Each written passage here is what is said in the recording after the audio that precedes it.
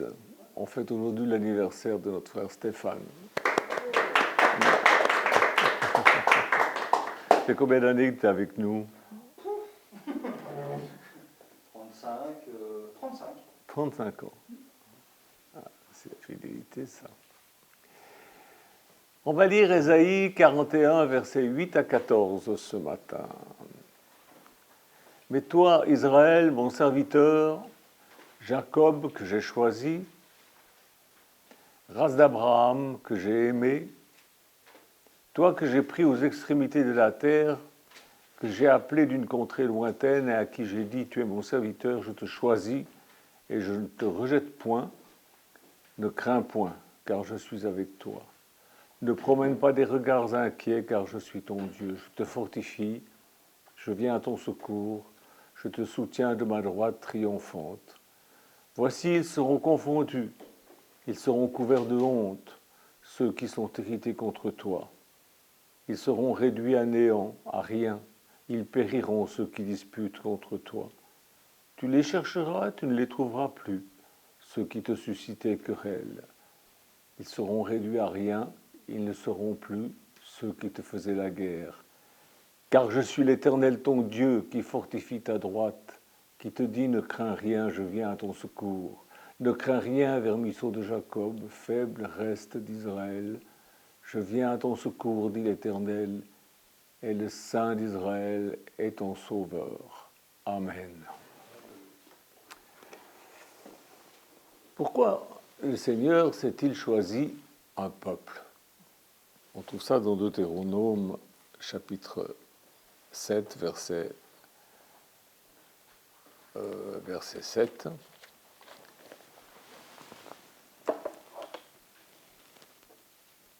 Ce n'est point parce que vous surpassez en nombre tous les peuples que l'Éternel s'est attaché à vous et qui vous a choisi, car vous êtes le moindre de tous les peuples. Mais parce que l'Éternel vous aime, parce qu'il a voulu tenir le serment qu'il a fait à vos pères. L'Éternel vous a fait sortir par la main, sa main puissante vous a délivré de la maison de servitude, de la main de Pharaon, roi d'Égypte. Sache donc que c'est l'Éternel ton Dieu qui est Dieu. Amen. Il n'y a pas d'autre Dieu. Et en quoi consiste la vocation d'Israël? Alors il faut comprendre qu'il y a un rapport étroit entre la vocation, en hébreu kara, appelé, et l'élection, bar, qui signifie choisir. Les deux mots s'orientent vers une mission de service. La vocation, l'élection, ne se traduit donc pas par une supériorité qualitative du peuple juif. Il ne vaut pas mieux que les autres. La vocation de l'élection d'Israël n'est pas un privilège, elle est un appel exigeant à servir Dieu, mais aussi à servir les nations. C'est en Abraham que la bénédiction du peuple et des nations trouve son point de départ. On trouve ça dans Genèse 12, versets 1 à 3. L'Éternel dit à Abraham, va-t'en de ton pays, de ta patrie, de la maison de ton père, dans le pays que je te montrerai. Je ferai de toi une grande nation, je te bénirai, je rendrai ton nom grand. Tu seras une source de bénédiction. Je bénirai ceux qui te béniront, et je maudirai ceux qui te maudiront. Et toutes les familles de la terre seront bénies en toi. Le salut vient des Juifs. Jésus est juif. Il était juif quand il était dans son humanité.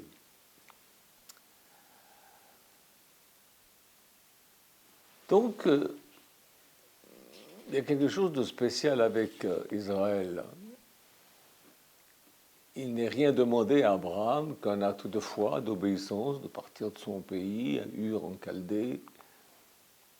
Sa mission est de prescrire à ses fils et aux générations qui suivront de garder la foi, la vraie voie du Seigneur en acceptant et en accomplissant la justice et le droit. On trouve ça dans Genèse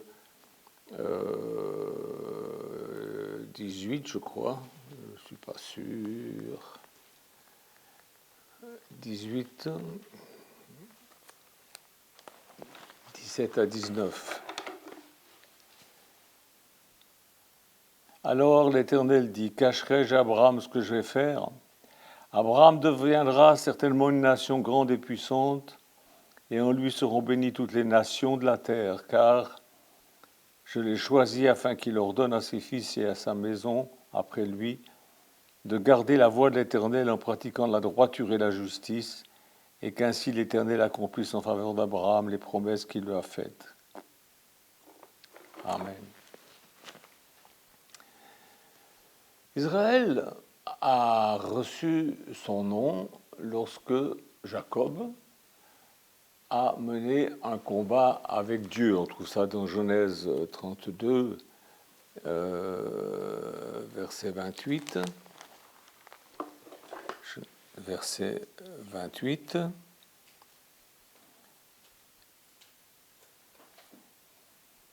Il dit encore, ton nom ne sera plus Jacob, mais tu seras appelé Israël, car tu as lutté avec Dieu et avec des hommes, et tu as été vainqueur. Jacob, ça voulait dire le supplanteur. Vous vous rappelez l'histoire du droit d'aînesse, il avait triché.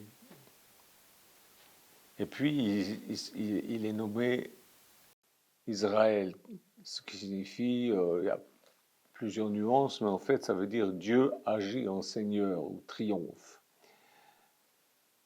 Ce nom nouveau est une vocation, c'est une mission qui ne se comprend qu'en relation avec l'alliance faite avec Dieu. C'est-à-dire que quelqu'un qui n'est pas dans cette alliance ne peut pas comprendre ce qui se passe.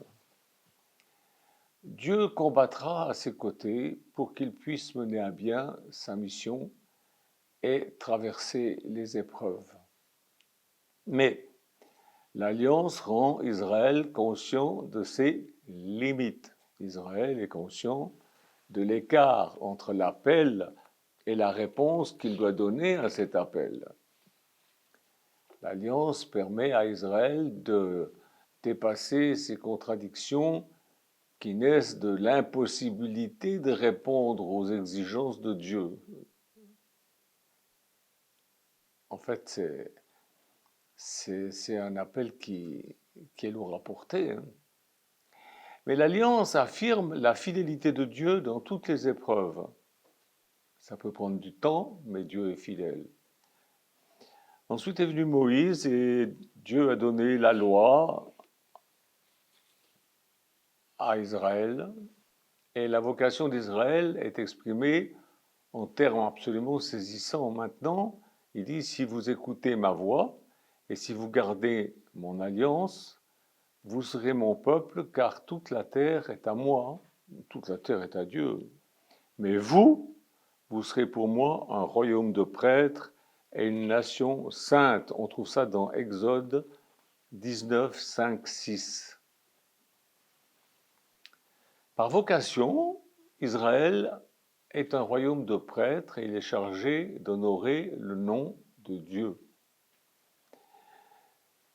Ce qui consiste à le servir en obéissant à la loi donnée, par le culte, par la dénonciation des idoles, par l'amour du prochain, par l'étude de la Torah. En fait, c'est dans ce qui... C'est Dieu qui a pris l'initiative de cette alliance avec son peuple. Abraham n'avait rien demandé du tout. À ce titre, la vocation et l'élection n'ont pas à se justifier. C'est Dieu qui a décidé, point barre. L'appel vient de l'amour de Dieu pour Israël. On trouve ça dans Deutéronome 4, 32, Deutéronome 4. Il faudrait que je trouve.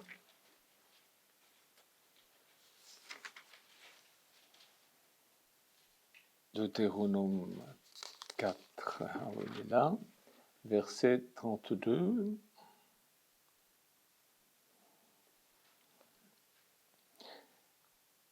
interroge les temps anciens qui ont précédé.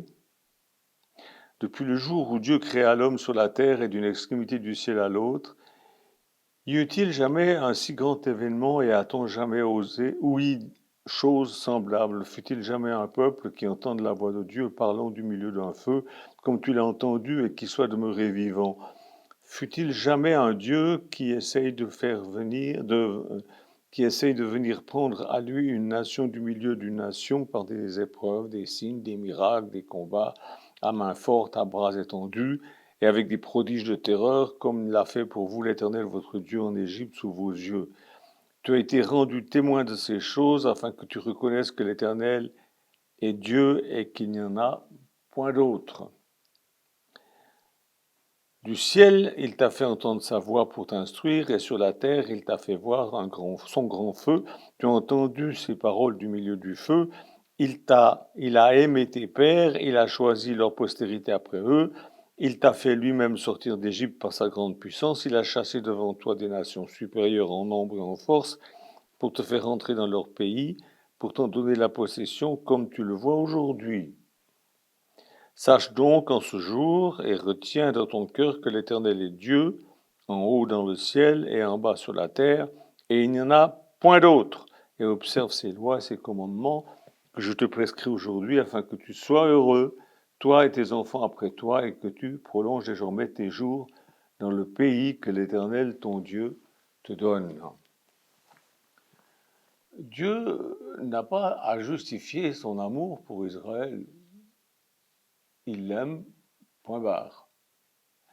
Israël n'a pas davantage à se justifier ou à se glorifier, parce que la gratuité de l'appel engage la gratuité de la réponse d'Israël, et place ainsi la vocation dans l'ordre de la relation d'amour. Dans l'amour, il faut au moins être deux. La fidélité d'Israël et l'exercice de sa mission sont la réponse d'amour qu'Israël offre à Dieu. Dans Ésaïe 42:6, il est question d'Israël qui doit être une lumière pour les nations. Et à la fin de cette tragique histoire qui se déroule sous nos yeux en ce moment, les nations viendront adorer Dieu à Jérusalem. Jérémie 3:17, vous le lirez chez vous. Toutes les nations viendront adorer Dieu à Jérusalem. Mais avant que ça arrive, il y a encore des problèmes. On sait par l'histoire qu'Israël n'a pas toujours été fidèle à Dieu. Il a été dispersé dans les nations à cause de ça. Et le peuple de la Nouvelle Alliance, dans le sang en Jésus-Christ, n'a pas à jeter la pierre à Israël parce que l'Église n'a pas toujours été fidèle à Dieu. Alors, qui est bénéficiaire de l'élection? Le peuple de l'Ancienne Alliance, Israël, ou le peuple de la Nouvelle Alliance, l'Église? On va lire Genèse 1, 26-30. Genèse 1, 26-30.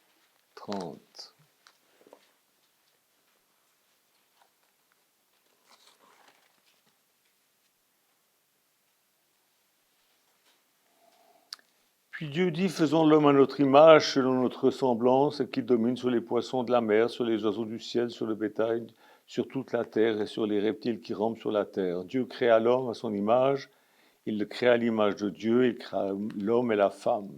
Dieu les bénit et Dieu leur dit, soyez féconds, multipliez, remplissez la terre et l'assujettissez, et dominez sur les poissons de la mer, sur les oiseaux du ciel, et sur tout animal qui se meut sur la terre. Et Dieu dit, voici, je vous donne toute l'herbe portant de la semence qui est à la surface de toute la terre, et tout arbre qui porte en lui du fruit d'arbre et portant de la semence, ce sera votre nourriture. Et etc., etc. Vous pouvez lire tout ça, ce texte ne nous parle ni d'Israël, ni de l'Église. Il parle de ceux qui ont été créés par Dieu, qui croient en lui, qui l'aiment et qui lui obéissent. Parce qu'au départ, c'était normal d'obéir à Dieu, puis ensuite il y a eu la chute. On connaît l'histoire. Donc nous avons à répondre à notre appel et à notre vocation en tant qu'homme, en tant que femme, créés à l'image de Dieu. C'est un appel à la conversion. Quand nous choisissons Dieu, notre choix est un choix en vue du bonheur. Choisissez de servir l'Éternel. Voici, je place devant vous la vie et la mort. Choisissez la vie afin de vivre.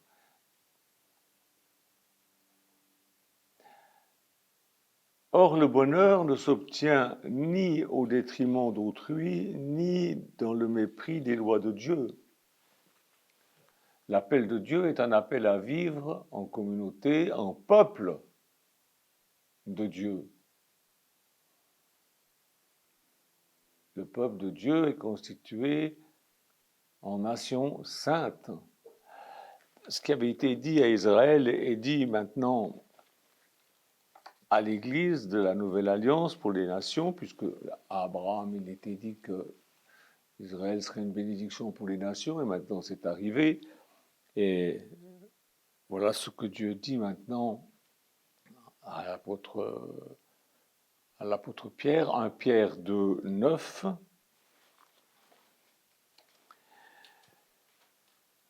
Il parle à l'Église, il dit, vous, au contraire, vous êtes une race élue, un sacerdoce royal, une nation sainte, un peuple acquis, afin que vous annonciez les vertus de celui qui vous a appelé des ténèbres à son admirable lumière. Vous qui autrefois n'étiez pas un peuple et qui maintenant êtes le peuple de Dieu, vous qui n'aviez pas obtenu miséricorde et qui maintenant avez obtenu miséricorde. Voilà ce qui est dit de l'Église de Jésus-Christ. C'est une mission dans laquelle chaque membre est impliqué.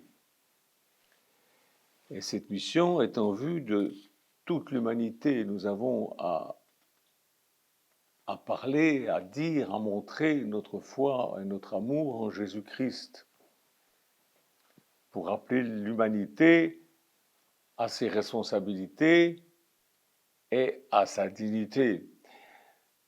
Je ne suis pas juge de ce qui se passe en ce moment entre Israël et l'Iran, mais il est clair que si je sens ma famille menacée d'être rayée de la carte, je ferai en sorte qu'elle ne soit pas en danger. Ça, c'est mon point de vue. Et je pense qu'il est normal. Maintenant, c'est une longue histoire qui a commencé, qui a été trop loin. Chacun y va de sa petite interprétation, selon ses propres convictions. Moi, je sais une chose, c'est ce que Dieu dit.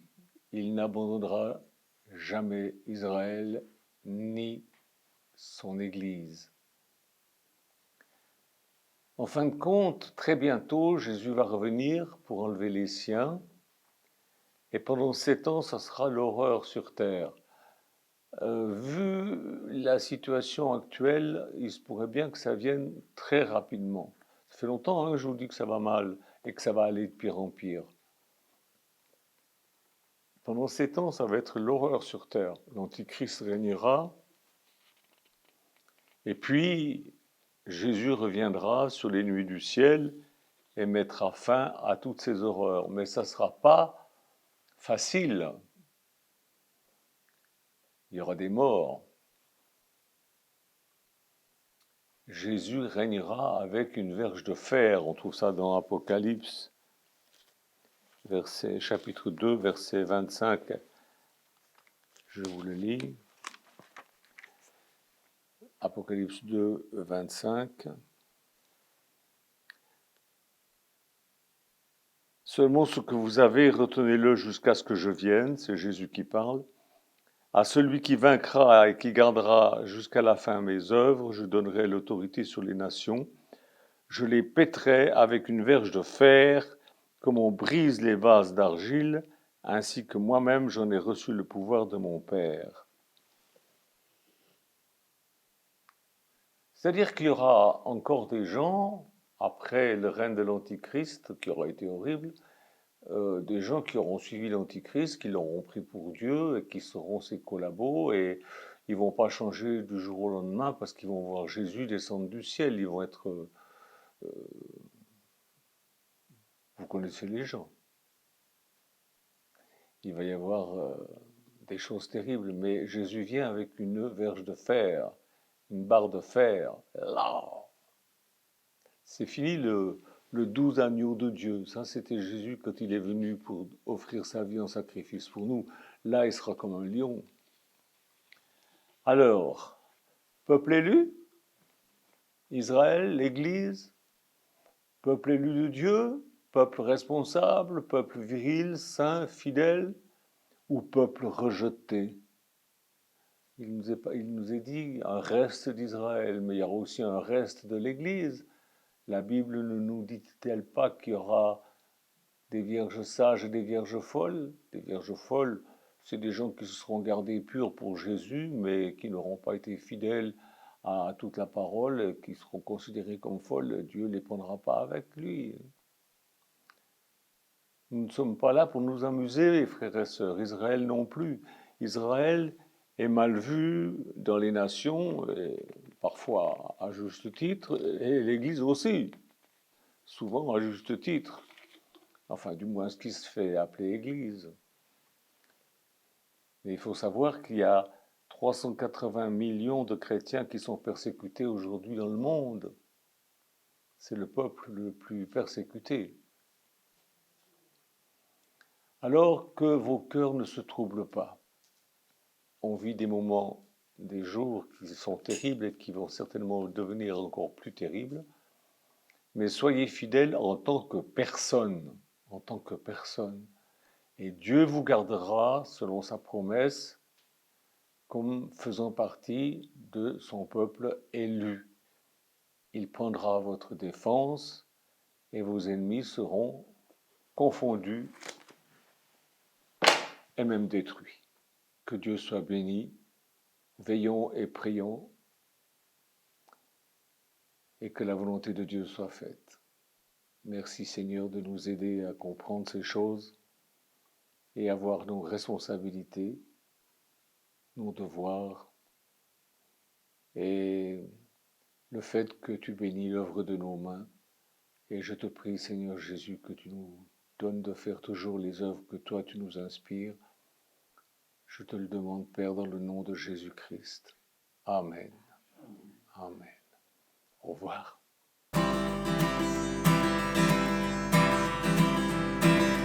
Amen.